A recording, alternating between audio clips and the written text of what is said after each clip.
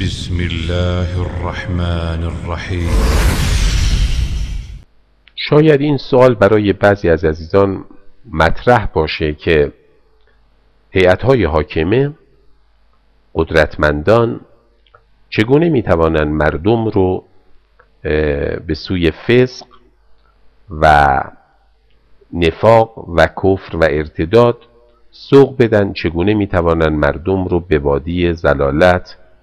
بکشانند. برای پاسخ به این پرسش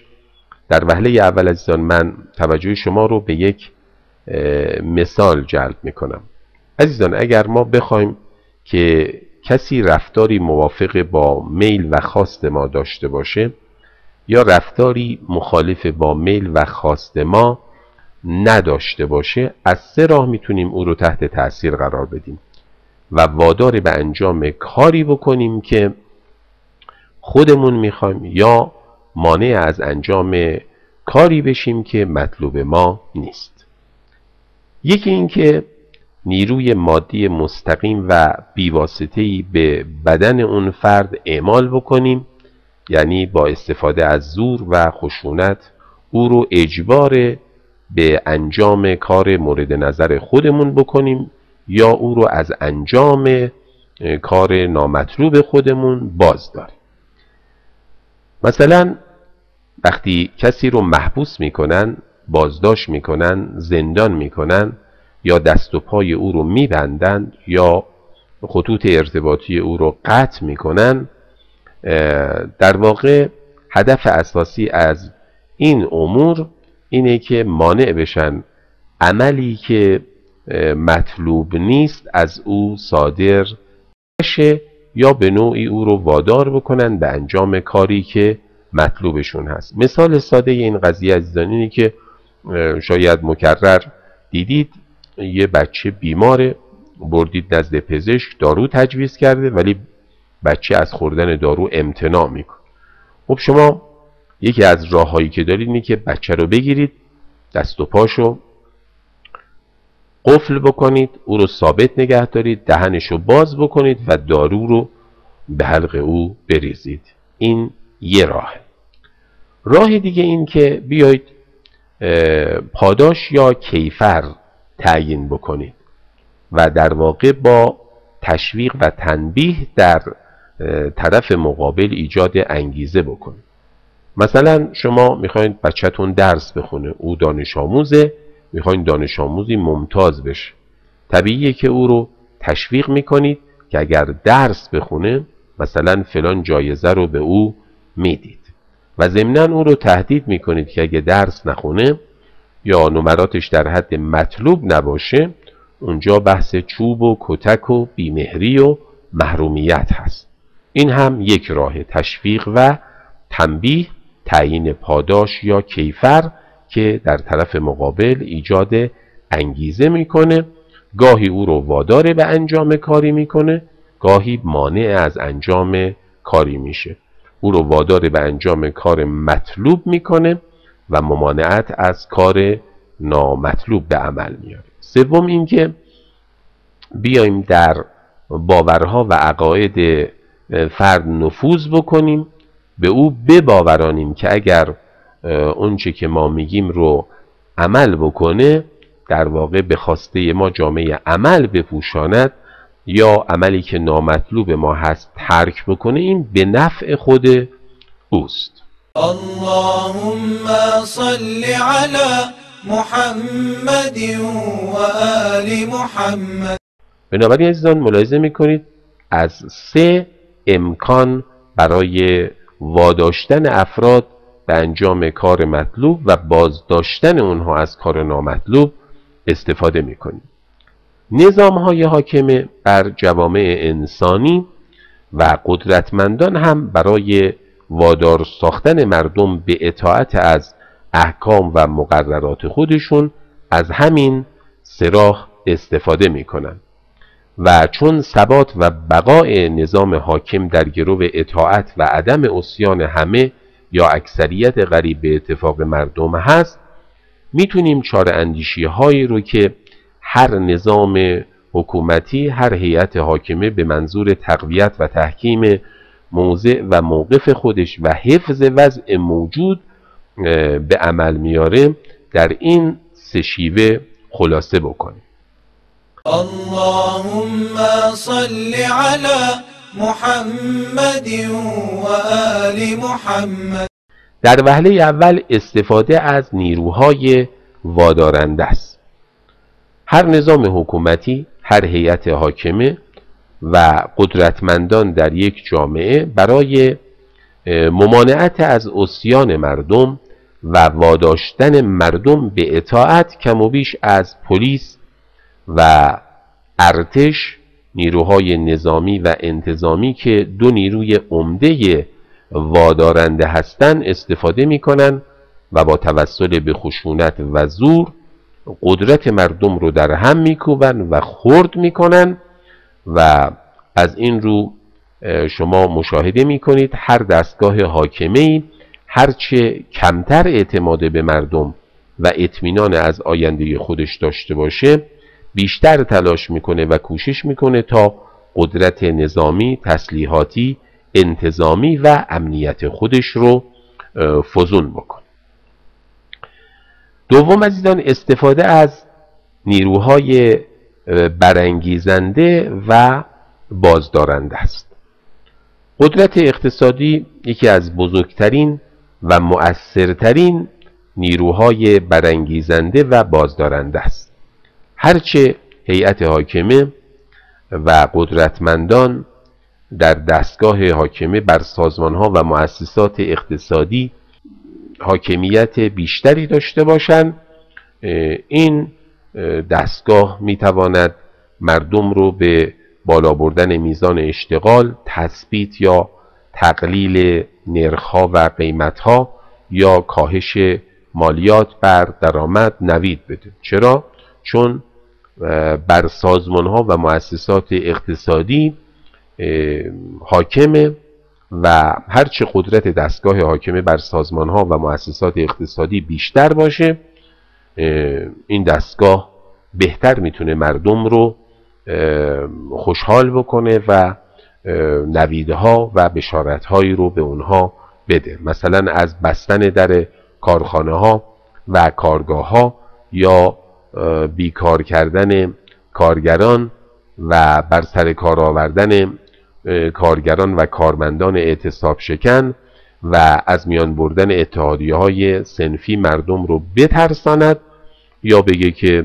من این قدرت رو دارم، میزان اشتغال رو افزایش میدم، نرخ‌ها رو تثبیت میکنم یا کاهش میدم، از شما مالیات نمیگیرم. چرا؟ چون دستگاه حاکمه بر سازمان‌ها و مؤسسات اقتصادی در واقع قدرت داره و میتونه از این قدرت برای تهدید و تطمیع مردم استفاده کنه. با این تطمیع‌ها و این تهدیدها کوشش میکنه مردم رو هوادار و موافق خودش بکنه یا لااقل از همراهی عملی با مخالفان نظام اونها رو برحذر بداره. همچنین دستگاه حاکمه اگر امکانات مالی و اقتصادی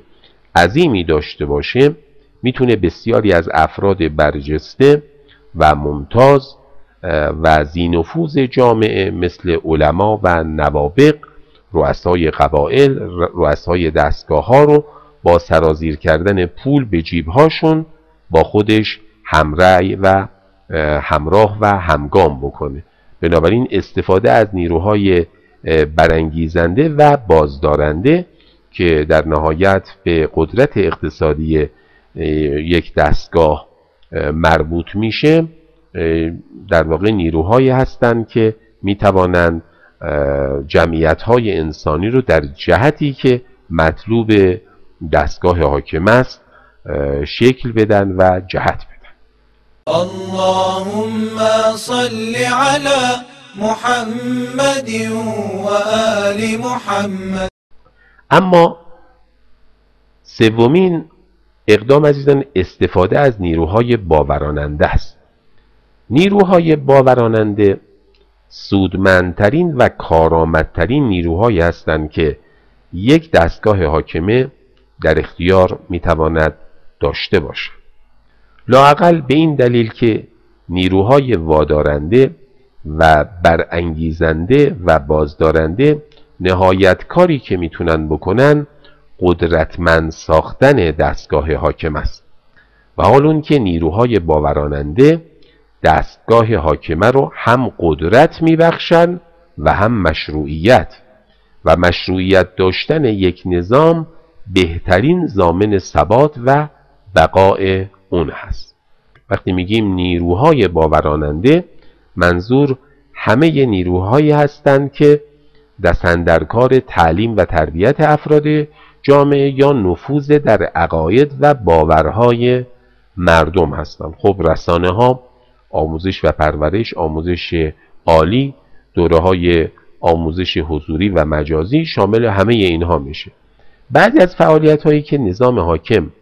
با استفاده از نیروهای باوراننده و در جهت منافع و خواسته های خودش انجام میده، به این شرحیه که خدمتتون عرض میکنم. مثلا اغفال مردم به وسیله کتمان حقایق و جعل و نشر اکاذیب. از اونجا که آگاهی عموم مردم از مفاسد و ناهنجاری‌های موجود در جامعه به سود هیئت‌های حاکمه نمیتواند باشد، لذا ملاحظه می‌کنید قدرتمندان در جامعه همواره می‌کوشند تا حتی المقدور مردم رو در جهل و بیخبری نگه دارند. شکی نیست که هر دسته از مردم با یه دسته از واقعیت‌هایی که حاکی از عدم صلاحیت هیئت‌های حاکمه است، عدم صلاحیت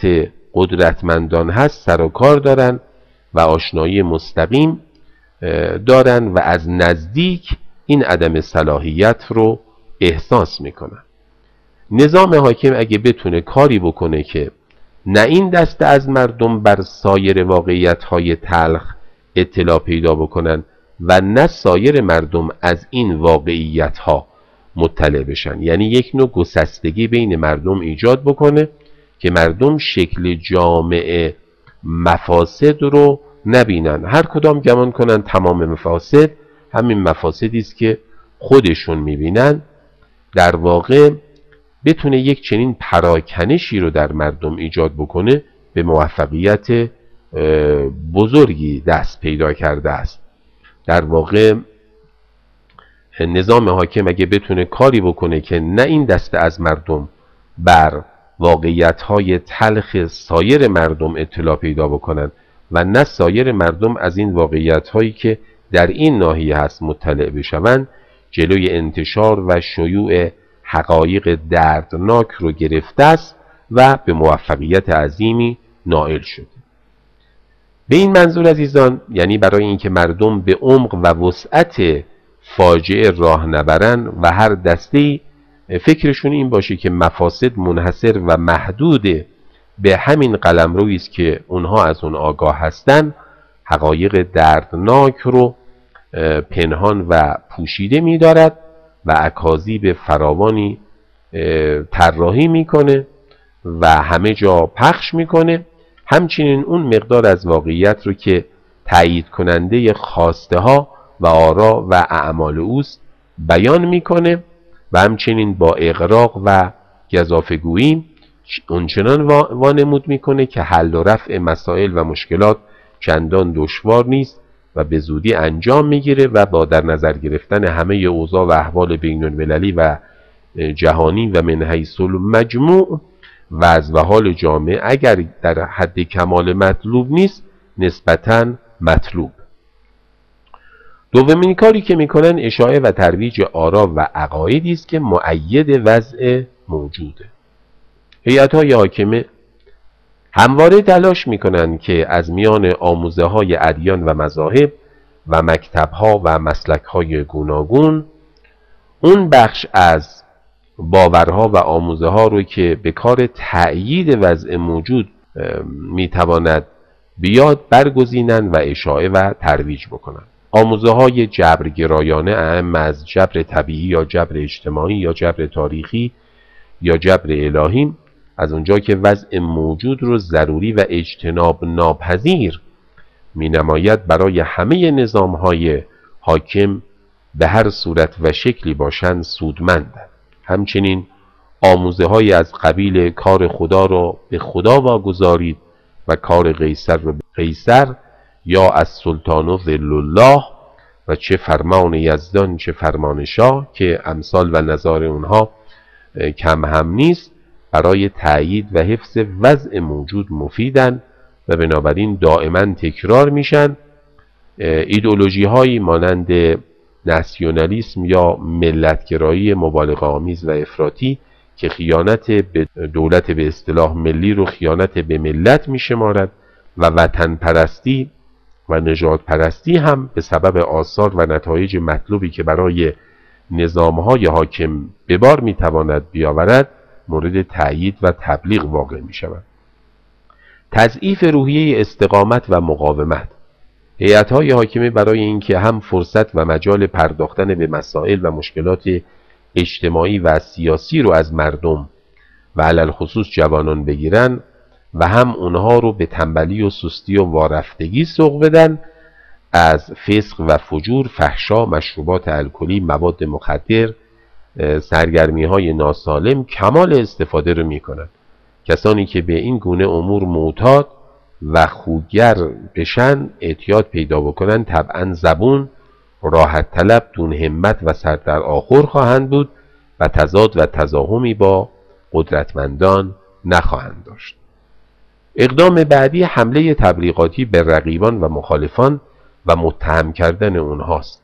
و مسخره و استهزا کردن اونها یا آرا و عقایدشون هست. نظام حاکم به این منظور که تأثیر سخن و نفوذ کلام رقیبان و مخالفان خودش رو در مردم کم بکنه و مانع ازدیاد تعداد طرفدارانشون بشه، هجوم تبلیغاتی عظیمی بر ضد اونها سازمان میده. اونها رو متهم میکنه به اینکه اهداف و مقاصد شومی در سر دارن: فرصت طلب، عوام فریب، تروریست، اجنبی پرست، مزدور بیگانه، ستون پنجم دشمن، جاسوس، خائن به ملت و وطن هستند و جامعه رو به اوضاع و احوالی بدتر میکشانند و خود اونها یا آرا و عقایدشون رو به باد مسخره و استهزا میگیره. نظام سیاسی هر جامعه عزیزان حریفان و دشمنان خودش رو هم از اینکه به راستی مصلح باشن یا اینکه دوایی نفسانی و شیطانی داشته باشن با القاب و عناوینی نامگذاری میکنه که دارای بار ارزشی و عاطفی منفیه. سرمایه‌دار و بورژوا، خان و فئودال، محافظه‌کار، مرتجع در جوامع شرقی یا هوادار شرق، فاشیست و کمونیست در جامعه‌های غربی یا طرفدار غرب، کافر و منافق و مرتد در جوامع اسلامی از واژگانی هستند که دارای بار ارزشی و عاطفی منفی هستند و در تبلیغات نظام‌های حاکم برای کوبیدن مخالفینشون بسیار کاربرد دارند. نظام حاکم با فعالیت‌های از این قبیل هم بر قدرت خودش می‌افزاید و هم خود رو مشروع و قانونی جلوه میده و هم کسب شأن و حیثیت و وجهه و آبرو و محبوبیت میکنه و خلاصه به اغراضی دست پیدا میکنه که با بهره‌گیری صرف از نیروهای وادارنده و برانگیزنده و بازدارنده نیل به اون اهداف و اغراض امکان پذیر نیست. اللهم صل علی محمد و آل محمد. ولی همیشه این امکان هست که حتی استفاده از مجموع نیروهای وادارنده، برانگیزنده و بازدارنده و باوراننده هم وافی به مقصود نباشه و نتونه جامعه رو از ورود به مرحله بحرانی مانع بشه. از این جهت نظام‌های حاکم علل خصوص در دنیای معاصر و بالاخص در جهان سوم پیوسته کوشش دارند که با قدرت‌های بزرگتر از خودشون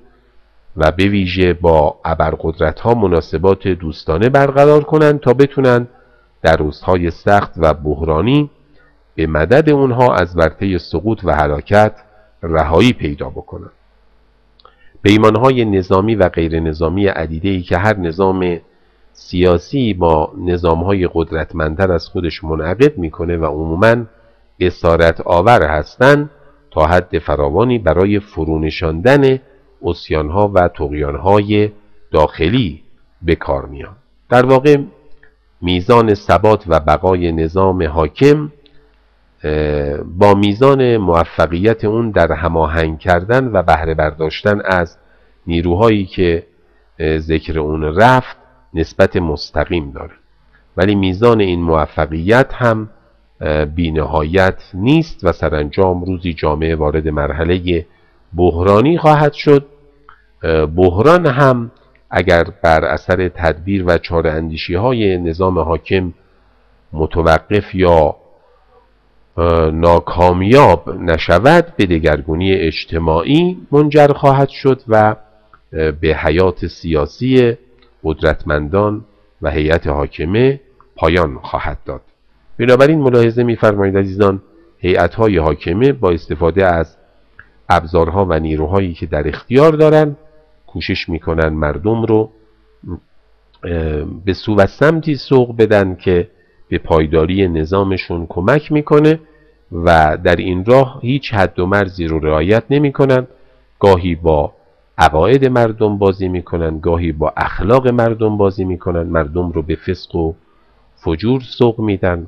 یا باورهای صحیح رو از اونها سلب میکنن و باورهای نادرست رو جایگزین میکنن و اینجاست که ملاحظه میکنید هیئت‌های حاکمه مردم رو به سوی فسق